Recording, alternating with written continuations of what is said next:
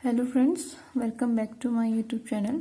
तो दोस्तों, आज का ये वीडियो होगा एनसीएफ 2005। एक बहुत ही इम्पोर्टेंट टॉपिक है आपका एग्ज़ाम से रिलेटेड। इससे 2 क्वेश्चन तो कम से कम आएंगे ही आएंगे। एंड तो एनसीएफ जो बना था वो इसलिए बना था ताकि एक ऐसा पाठ्यक्रम बच्चों के लिए तैयार करना है, एक ऐसी पाठ्यचर्या जिससे बच्चे का ओवरऑल डेवलपमेंट हो सके। इसमें ये देखा गया था कि सिर्फ बच्चा किताबों के ही पीछे ना भागता रहे, बल्कि उससे बाहर जाके भी किस तरीके से वो अपना जो उसका नॉलेज है उसको रियल वर्ल्ड के साथ वो कनेक्ट कर सकता है। तो चलिए देखते हैं इसमें क्या क्या इम्पोर्टेंट पॉइंट्स हैं जो हमारे एग्जाम से रिलेटेड हैं। तो सबसे पहले देखिए, जो इसको बनाया था एनसीईआरटी ने बनाया था एमएचआरडी के कहने पे। एमएचआरडी जो ministry of human resource development, इसने इसको बनाया था और ये पारित हुआ था एनसीएफ 7 सितंबर 2005 को। ये इम्पोर्टेंट पॉइंट है कि ये क्वेश्चन आ सकता है कि एनसीएफ कब पारित हुआ था। तो 7 सितंबर 2005 को। और शिक्षक को इसमें कहा गया है क्या? सुविधा दाता। बहुत बार पूछा जाता है कि एनसीएफ के अकॉर्डिंग सुविधा दाता किसको कहा गया है या शिक्षक को क्या कहा गया है, तो वहां पे हमारा आंसर होगा सुविधा दाता। और एनसीएफ 2005 से पहले 3 एनसीएफ आ चुके थे।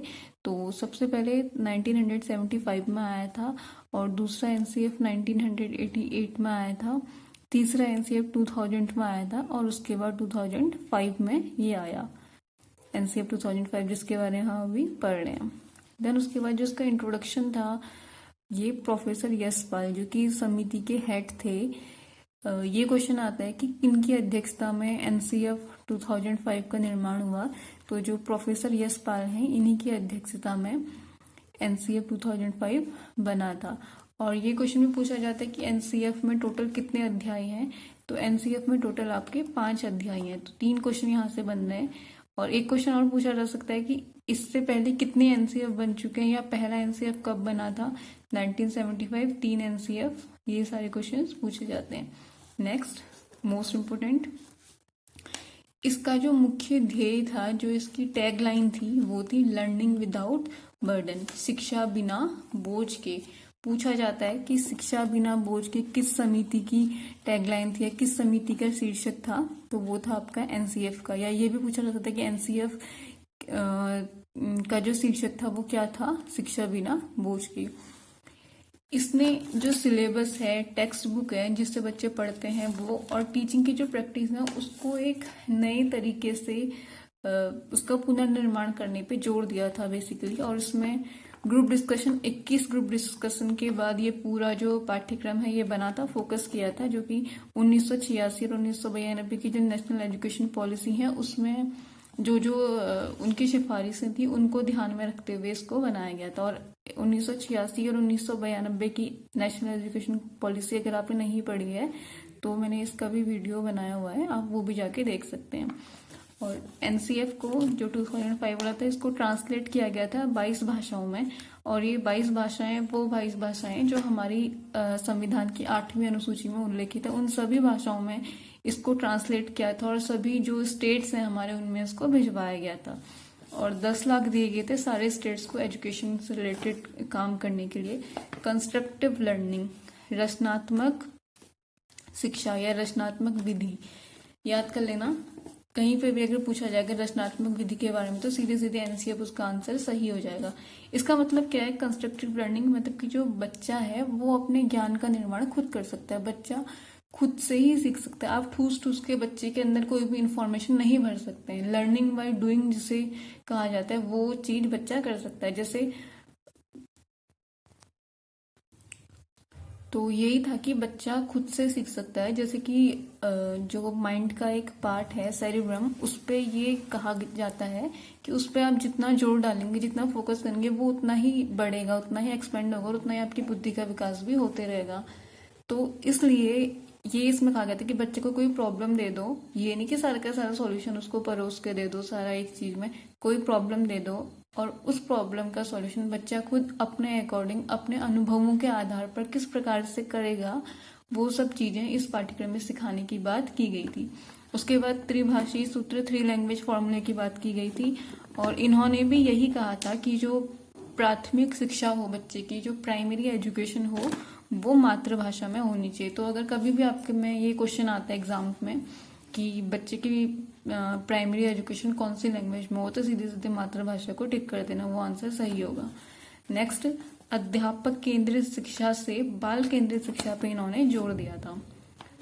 बाल केंद्रित शिक्षा पूछा जाता है तो हमेशा बाल केंद्रित शिक्षा को टिक करना। और जेपी नायक ने जो है 3 चीजें बताई थी, इक्वालिटी, क्वालिटी और क्वांटिटी। यानी कि जो सिलेबस है उसमें 3 चीजों का समावेश होना चाहिए, समानता होनी चाहिए, गुणवत्ता होनी चाहिए और मात्रा होनी चाहिए। समानता से मतलब है ये नहीं कि सारे बच्चों के लिए, मतलब कि जो 6th 7th 8th सब बच्चों के लिए सेम हो, नहीं, बल्कि अगर 6th क्लास में सारे बच्चे पढ़ रहे हैं तो उन सभी बच्चों के लिए जो सिलेबस है वो एक समान होना चाहिए और वो गुणवत्ता परक होना चाहिए। बच्चों की आयु, बच्चों की रुचि उसके अनुसार होनी चाहिए। और मात्रा से मतलब है कि बहुत ज्यादा भी नहीं होना चाहिए, बहुत कम भी नहीं होना चाहिए। जिस प्रकार से बच्चा जो है उसकी जो अपनी जो उसकी मेंटल एज है, उसकी जो वास्तविक एज है, उसको देखते हुए वो सिलेबस होना चाहिए।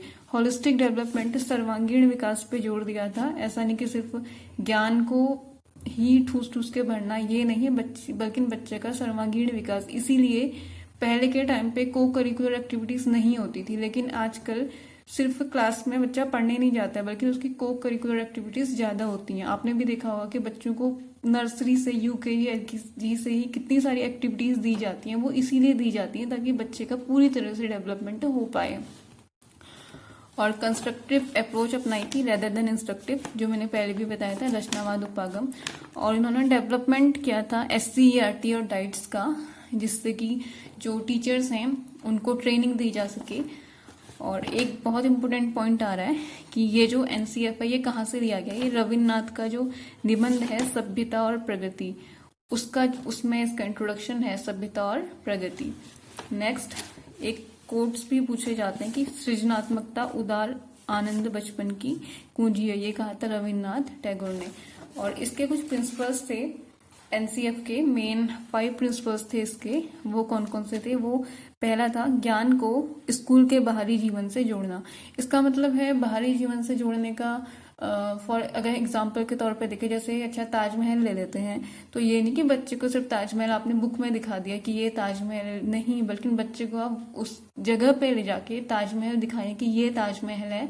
तभी बच्चे का जो नॉलेज है वो ताजमहल से किसी भी अदर चीज से कनेक्ट हो पाएगा। ये इसमें कहा गया था कि बच्चे को किस तरीके से, सिर्फ स्कूल से ही नहीं, बाहरी जीवन से जोड़ना। बच्चा अगर कुछ आपको बताना चाह रहा है अपने घर की बात भी, तो आप उसको भी सुनिए। एक टीचर होने के नाते आपको वो भी सुनना है और उसकी सारी चीजों को देखते हुए आगे चलना है। और रटने वाली प्रणाली, रटंत्र प्रणाली से मुक्ति, ये तो कोई भी क्वेश्चन आता है, जरूरी नहीं है NCF से ही आए, कहीं पे भी अगर ये ऑप्शन आता है कि बच्चे को रट के सिखाना चाहिए, तो उस ऑप्शन को सीधे सीधे पहले तो गलत कर देना, वो ऑप्शन हो ही नहीं सकता। दूसरा, पाठ्य पुस्तक केंद्रित नहीं, जो टीचिंग है वो टेक्स्ट बुक पे केंद्रित नहीं होगी।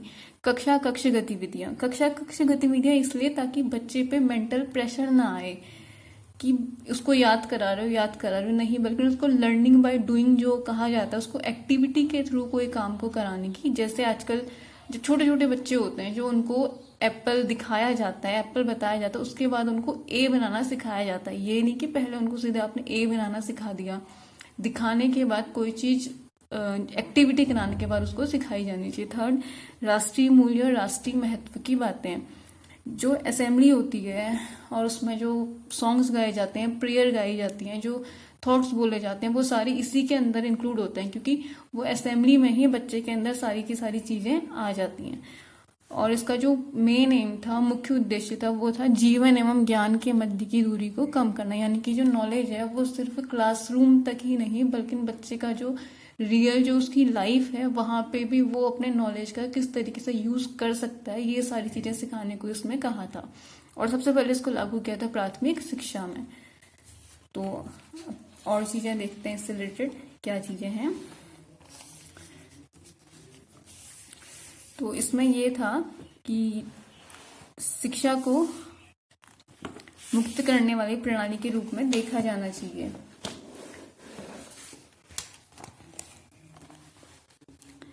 यानी कि जो शिक्षक है वो केवल ज्ञान ही नहीं देता बल्कि उसको सुविधादाता माना गया है। सुविधादाता से रिलेटेड वो बच्चों को सुविधा प्रदान करता है, केवल उनको नॉलेज ही नहीं देता। और दूसरा कहा था जो इसने अपनी रिकमेंडेशंस दी थी कि पाठ्य पुस्तक पर आधारित शिक्षा ना हो, और मेन एम था इसका राष्ट्रीय मूल्यों के प्रति आस्थावान विद्यार्थी तैयार करना। इसीलिए बीच में जो सिलेबस चेंज हुआ था उसमें कोई कोई टॉपिक्स जो आपके social science, history and political science की बुक्स हैं उससे हटा दिए गए थे, क्योंकि वो बच्चे के अंदर कुछ अलग भावना, अलगाववाद की भावना को उत्पन्न करते थे।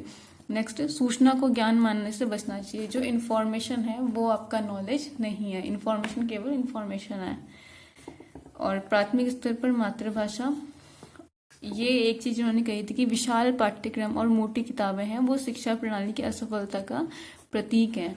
तो ये पूछा जाता है कि एनसीएफ के अकॉर्डिंग असफलता का प्रतीक क्या है, तो बहुत ज्यादा पाठ्यक्रम, मोटी मोटी किताबें जो है वो उसका प्रतीक है। जस्ट मूल्यों को उपदेश नहीं वातावरण देकर स्थापित करना, जो मैंने आपको क्वेश्चन अभी एक एग्जाम्पल दिया था कि सिर्फ उपदेश नहीं, बुक में कोई चीज दिखा के नहीं, बल्कि बच्चे को एक्चुअल प्लेस पे ले जाके या फिर कोई वैसा ही इन्वायरमेंट तैयार करके। जैसे मान लीजिए आप बच्चे को लाइब्रेरी के बारे में पढ़ा रहे हैं, तो सिर्फ आप बोल के ही नहीं पढ़ाएंगे कि ये लाइब्रेरी है, बल्कि बच्चे को लाइब्रेरी में ले जाके, लाइब्रेरी में दिखा के, लाइब्रेरी में बैठा के वैसा ही माहौल देके बच्चे को पढ़ाया जाना चाहिए। और तर्कपूर्ण बहस के द्वारा मौलिक विचार, जो बच्चे के मौलिक विचार होते हैं उनको महत्व देना चाहिए। ये नहीं कि बच्चा कुछ बोल रहा है तो उसको आप चुप करा दो, बल्कि बच्चे के जो विचार हैं, सबसे पहले जो प्रायोरिटी है वो बच्चे के विचार को मिलनी चाहिए। कल्पना को मौलिक लेखन के अवसर, बच्चे को कुछ भी बोल दो कि जो उसकी कल्पना है वो लिख ले। जो निबंध लिखे जाते हैं, निबंध लिखने के लिए आते हैं, वो इसीलिए आते हैं ताकि बच्चा जो अपनी कल्पना है उसको लिख सके और उसके विचारों में वृद्धि हो। को एजुकेशनल एक्टिविटीज विद पेरेंट्स, इस जो ये एनसीएफएस ने कहा था कि जो शैक्षणिक गतिविधियां हैं, को करिकुलर एक्टिविटीज हैं, को एजुकेशनल एक्टिविटीज में पेरेंट्स को भी शामिल किया जाए। अक्सर कंप्लेन आती रहती है, आजकल हम देखते हैं लोग बोलते हैं कि ये काम घर के लिए दे दिया, सारा घर के लिए दे दिया। वो इसीलिए दिया जाता है क्योंकि वो एनसीएफ में है, ताकि पेरेंट्स को भी पता लगे कि बच्चे का डेवलपमेंट किस तरीके से करना है, वो स्कूल में क्या पढ़ रहा है, इसलिए ये सारी चीजें दी जाती हैं। दूसरा, मानसिक स्तर व योग्यता के आधार पर पाठ्यक्रम, हाँ जो बच्चे की मेंटल एज है उसी के अनुसार उसका सिलेबस होना चाहिए। विद्यार्थियों के लैंगिक एवं सामाजिक मुद्दे, हमेशा ये क्वेश्चन आता है, चाहे आप सीटेट, यूटेट या कोई भी पेडागोजी के एग्जाम होते हैं तो लैंगिक मुद्दों से रिलेटेड एक क्वेश्चन हमेशा आता है कि रूढ़िवादिता जो है वो क्या है। तो इसीलिए क्लास 6th में आई थिंक ये चैप्टर है, ये सारी चीजें रिलेटेड इसी एनसीएफ से हैं। नेक्स्ट, इसका मुख्य उद्देश्य तो बता ही दिया मैंने कि बच्चे के जीवन को बाहरी जीवन से जोड़ना, यही ऑप्शन सही होगा। और रचनावाद, लर्निंग बाय डूइंग, एनसीएफ की देन है।